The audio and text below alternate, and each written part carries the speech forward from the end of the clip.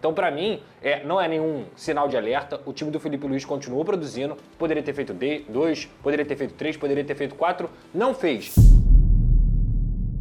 Fala pessoal, sejam muito bem-vindos ao Flamengo Informa e agora vamos ver tudo que a imprensa carioca falou sobre esse Flamengo 1, Grêmio também 1, pelo Campeonato Brasileiro. O Mengão jogou bem, foi pra cima, buscou, né? Mas infelizmente o pênalti ali no final acabou prejudicando demais o Flamengo. Um pênalti pra lá de duvidoso e a mídia carioca pôde falar tudo sobre as polêmicas desse grande jogo, né? Onde o Flamengo dominou do início até o final, porém infelizmente acabou saindo com empate, sem mais enrolação. Vamos direto pro vídeo, ver tudo que eles falaram e o link estará aqui na descrição. Grande, você, boa semana, segunda-feira, põe na tela o nosso Twitter para você participar, hashtag SBT Esportivo. Assim você conversa com a gente, quem sabe sua mensagem aparece aqui na tela da nossa televisão. Vene Casagrande, o que aconteceu? Você gostou da atuação do Flamengo, Vene? Gostei, Fernandinha. Eu vou te falar que o Flamengo fez um bom jogo e para mim foi um placar extremamente injusto. A verdade é essa, porque o Flamengo mereceu essa vitória. O Flamengo voltou a ter aquele velho problema, não conseguir converter as chances que consegue criar. Em determinado momento isso vai fazer falta, e fez na partida de ontem.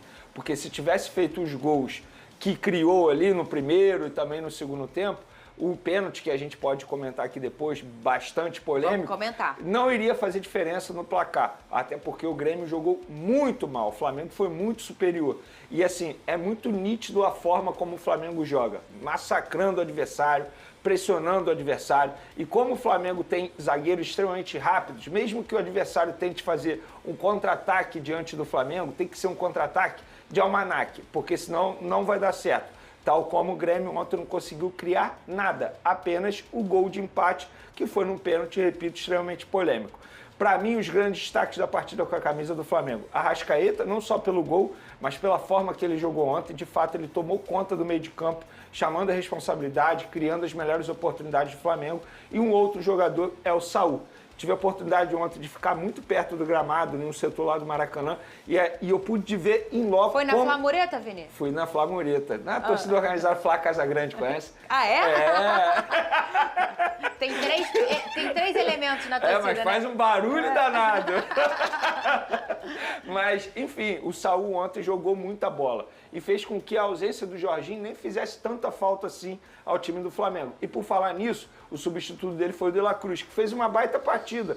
Ele não conseguiu ficar 90 minutos em campo, o que já era de se imaginar. A gente sabe que a parte física do Uruguai vai ser o grande problema dele nessa continuidade na trajetória do Flamengo, mas no período que ele esteve em campo, ele fez com que a torcida do Flamengo não sentisse tanta falta e o próprio time do Flamengo não sentisse tanta falta do Jorginho. O grande problema foi aí, quando ele saiu.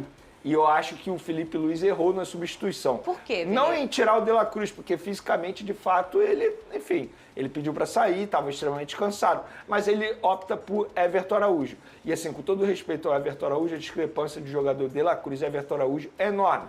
E ele tinha o Alan à disposição. Eu acho que o Alan seria uma melhor opção. Porque o Everton Araújo, além de não ser esse grande volante, é um volante à moda antiga, ele entrou muito mal, entrou nervoso, errando passe bobo. Então, assim, acabou dificultando bastante a produção do meio de campo do Flamengo. E com isso, o Grêmio, em determinado momento, até tentou tirar proveito disso, mas só conseguiu tirar proveito por conta, repito, de um lance extremamente polêmico.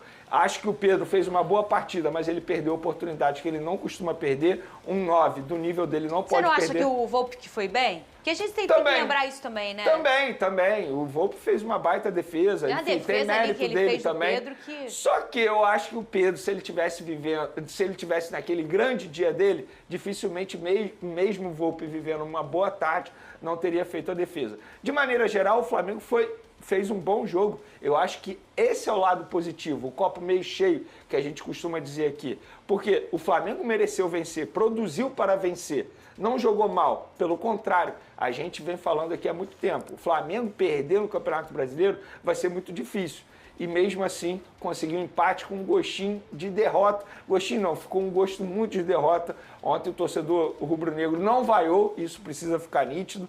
Não vaiou, precisa ser dito, ninguém vaiou, pelo contrário, após o apito final todo mundo aplaudiu a atuação do Flamengo, mas foi um empate com um gosto de derrota. Coisas do futebol, hein, Lucas Pedrosa? A atmosfera muito positiva. E daqui a pouco eu quero até saber do Vene em relação ao oba-oba que você citou na sexta-feira. Teve uma festa muito bonita no Maracanã. O Maracanã muito cheio, o Flamengo jogando em casa. O Vene já citou aí a potência que foi o Flamengo, que o empate foi injusto. Não sei se você concorda, Pedrosa. E se você também entende que talvez... O Vene disse que o Jorginho não fez tanta falta, o De La Cruz fez uma boa partida, mas aí quando troca e coloca o Everton Araújo, o negócio muda um pouco. Será que talvez o Jorginho também já não está se transformando num elemento essencial? O que você acha que aconteceu, Pedrosa? Boa tarde, Fernanda, Vene, galera de casa. Eu também acho que o Flamengo fez um bom jogo. O Flamengo ele fez um jogo tão bom, mas tão bom, ele foi tão soberano dentro da partida, dentro do primeiro tempo e no começo do segundo, que o Flamengo relaxou.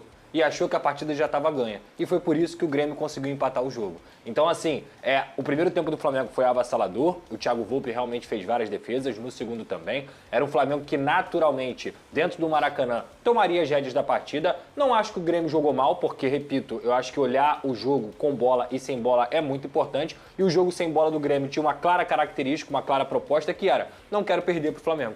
Não quero perder. E no final das contas, o objetivo que o Mano Menezes traçou para essa partida, ele conseguiu alcançar, que era não perder para o Flamengo. Então, para mim, não é nenhum sinal de alerta. O time do Felipe Luiz continuou produzindo. Poderia ter feito 2, poderia ter feito 3, poderia ter feito 4. Não fez. E aí, a partir dos 20 minutos do segundo tempo, como eu disse, para mim o Flamengo sentou na sua superioridade. Sentou na soberania que estava tendo dentro da partida, com um toquinho de lado, com pouca aceleração, achando que 1-0 era o suficiente para qualquer momento fazer o segundo, ou até mesmo segurou o resultado porque o Grêmio não estava conseguindo sair de campo. Para vocês terem uma noção, o Grêmio não teve um escanteio na partida e o Flamengo teve mais de 10. Então, a superioridade foi vista. Só que o futebol não é justo. O futebol, esse negócio de que foi justo, foi injusto, o futebol não é justo. E é por isso que o Grêmio, que é uma grande equipe, conseguiu achar aquele pênalti ali, que concorda, é um lance polêmico sim, mas tem elemento para dar o pênalti, e aí o Thiago Volpi consegue bater para fazer 1-1. O Flamengo continua líder do campeonato, o Flamengo continua sendo o melhor time do campeonato,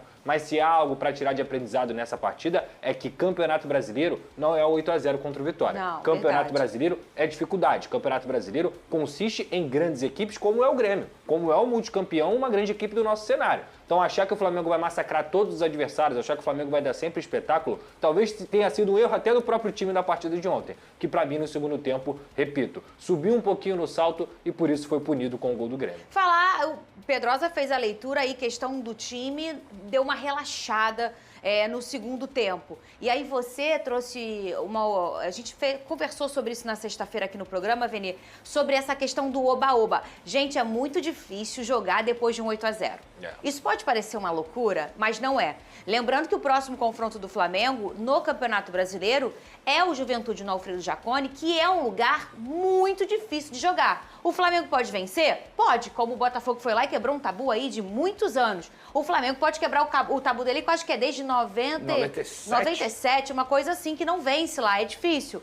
Mas não dá pra esperar que vai ser sempre um 8-0, como o Pedrosa falou. Mas você acha que o oba-oba pegou em algum lugar o Flamengo e esse time? Porque teve uma festa no Maracanã. Eu tô vendo muitos torcedores falando, mas, tá vendo que esse clima de festa, teve música e tudo mais. Sua opinião, Vene Casagrande? Fernandinha, ontem lá no Maracanã eu ouvi uma pessoa dizer assim, após o apito final: eu sabia que ia ser assim, criou-se essa festa toda. Vamos lá, gente. A festa foi criada, não foi criada por conta do 8-0 em cima do Vitória. Isso que aconteceu ontem no Maracanã, o evento no intervalo, com o show do Alexandre Pires, com o show do Bruno Cardoso, isso já estava programado há muito tempo. Isso não foi programado porque o Flamengo meteu 8-0 em cima do Vitória. Pelo contrário, você, torcedor, precisa entender que hoje isso faz parte do futebol. A gente teve uma evolução no futebol dentro e fora de campo. Faz parte do espetáculo. É uma ação de marketing, o nome disso,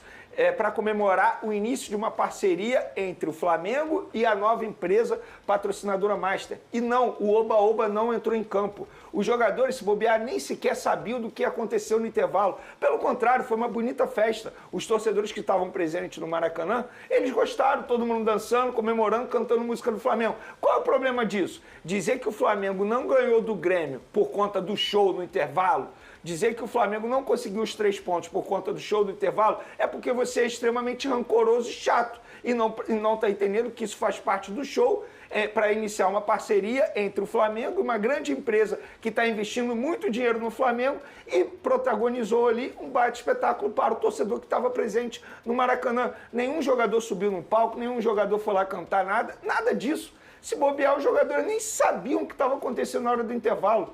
E os jogadores fizeram uma grande partida. E a reação do Léo Ortiz após o apito final revoltado mostra que, de fato, não teve oba-oba. Esse não foi o problema do Flamengo. O problema do Flamengo foi não converter as chances criadas durante os 90 minutos. Não foi o show que aconteceu no intervalo. Então, você que está reclamando disso, com todo respeito aqui, é minha opinião, você é chato demais. Oh, meu Deus do céu, bota na tela aí. Eu já quero saber a opinião dele. Eu vou dar um recado aqui, mas eu já quero saber se foi ou não foi pênalti do Ayrton Lucas. Do pênalti. Tecnicamente falando, taticamente falando, é a bola nas costas que o Ayrton Lucas leva. Porque, olha só, ele sempre faz isso. Ele erra na marcação e está sempre levando bola nas costas. Se você contabilizar quantos gols o Flamengo já sofreu por conta de bola nas costas que o Ayrton Lucas levou, são vários gols. E aí vai a minha crítica ao Felipe Luiz, que eu não mencionei aqui no meu início do comentário. Eu não entendo por que ele insiste tanto no Ayrton Lucas e tendo o Vinha à disposição.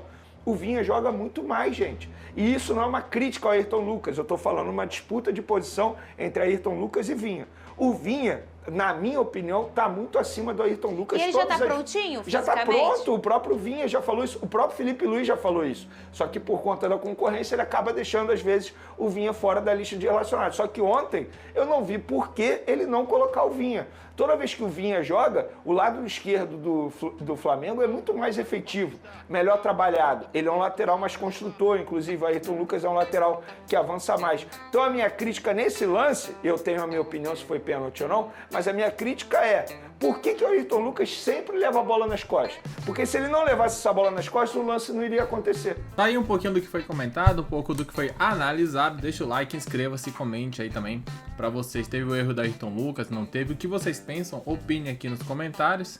Pra mim não foi pênalti. A imprensa aí acabou analisando também o lance do jogo, né? A postura do Flamengo. Faltou também aquela efetividade a mais. Porém, um grande jogo do Mengão. Não saiu com a vitória, acontece, mas não dá pra dizer que não jogou bem. Tentou, foi pra cima. Infelizmente, faltou efetividade. Daqui a pouco voltaremos com muito mais informações. Obrigado a todos. Valeu!